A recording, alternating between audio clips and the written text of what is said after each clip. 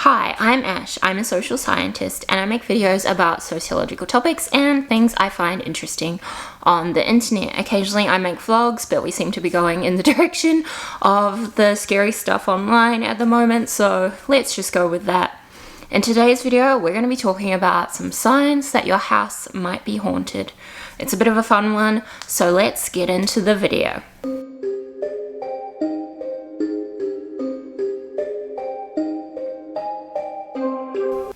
So yeah, as I said before, it's going to be a bit of a fun one.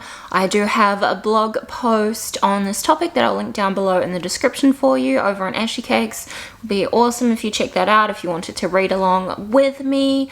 And yeah, let's talk about some signs that your house might be haunted. Also, very quickly, we are almost at 500 subscribers and that would be awesome if we could get there before the end of the year. So if you like this type of content, make sure to subscribe to the channel. Okay, signs that your house might be haunted, or maybe it's just carbon monoxide poisoning.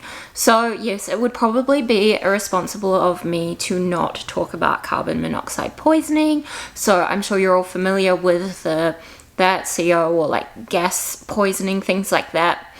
Sometimes people can experience very, very strange things happening to them if there is a carbon monoxide leak or poisoning going on in their house. So if you are currently experiencing something strange, something that you might consider paranormal, I would highly recommend getting a carbon monoxide detector, especially if you are also experiencing more headaches, more dizziness, and more nausea. That's normal for you, and also seeing a doctor. Obviously, I'm not a medical professional, but I feel like if I didn't talk about carbon monoxide poisoning, then that would just be very, very irresponsible of me. You can get carbon monoxide detectors off Amazon for like 20 bucks in Australia, probably the same elsewhere if I remember. I'll chuck a link down below for you. Okay, so let's actually move on now to some fun signs that your house might be haunted. So your pets may act stranger than normal. They might be alerted to a noise or a presence that you yourself are unaware of. And it always freaks me out if I'm home alone and it's just me and Benji, my dog. I'll chuck a photo of him here at night and he just starts barking randomly at nothing. My logic brain likes to tell me it's probably just the fridge making a noise, or he can hear another dog outside, but it's still so scary in the moment. You feel like you're being watched.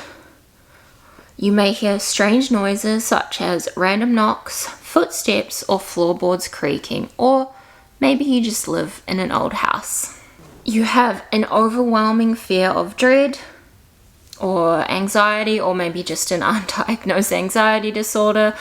I can't help myself sometimes and make jokes. And I still don't know where I stand on believing in ghosts. Like, I'm half skeptic, half believer, because I feel like there's things that have happened in my life that I can't explain logically.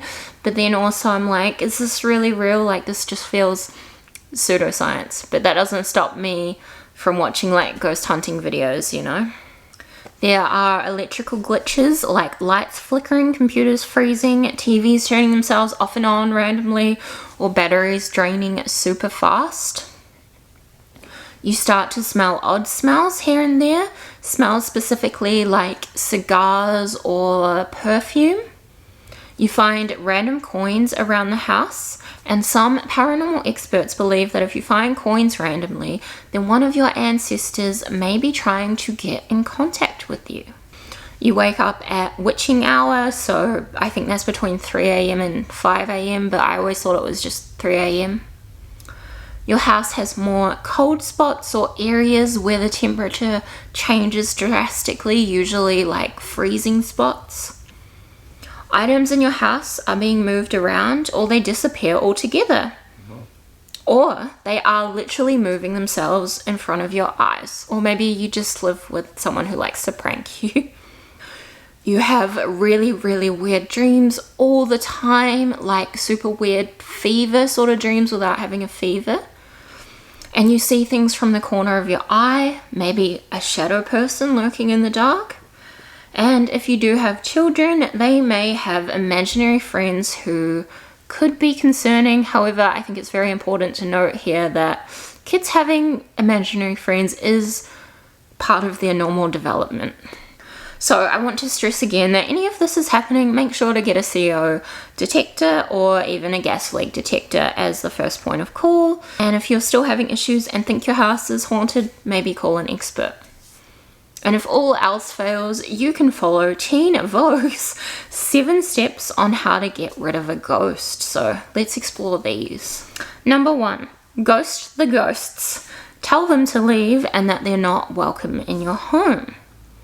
Number 2, cleanse your living space with lavender and do a deep clean detox, and I'm sure something like sage would also work here too.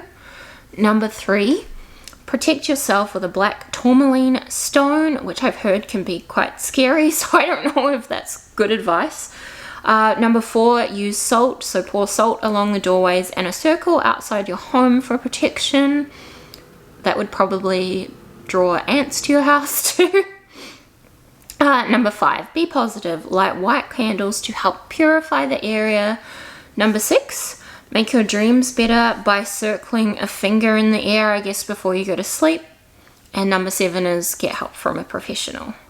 So that's just some silly tips from Teen Vogue that I really enjoyed. And that's the end of the video, just a short one today. I hope you enjoyed learning about some signs that your house might be haunted. Yeah, I'm Ash, and if you enjoyed this video, don't forget to give it a big thumbs up and subscribe to the channel. As I said earlier, we're almost at 500 subscribers, and it would mean the world to me if we could get there. Yeah, and we'll see you in the next one. Bye!